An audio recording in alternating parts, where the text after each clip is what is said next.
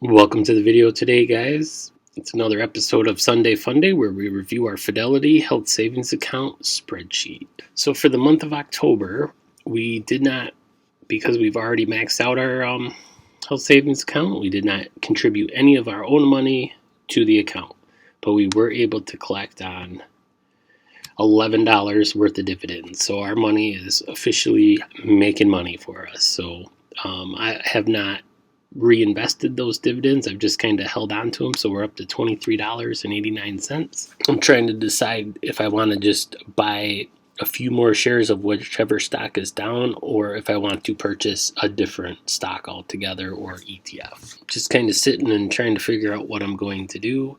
But as you can see right here, our total return is 15.2%, which is pretty amazing compared to what we were getting in our bank health savings account. So far, it's turned out to be a good idea to start this investing health savings account. I am excited that they did raise the amount that you can put in your health savings account for next year.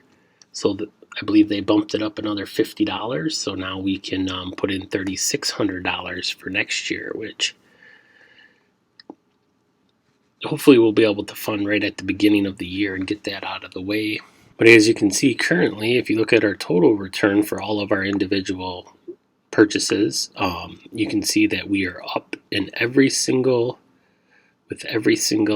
purchase we have, even though, like, if you look at the Franklin Resources, it says we're down, but because we've received the dividends, we've received $14 in dividends, we're technically up a little bit. So we're up 0.77%, which is not too shabby.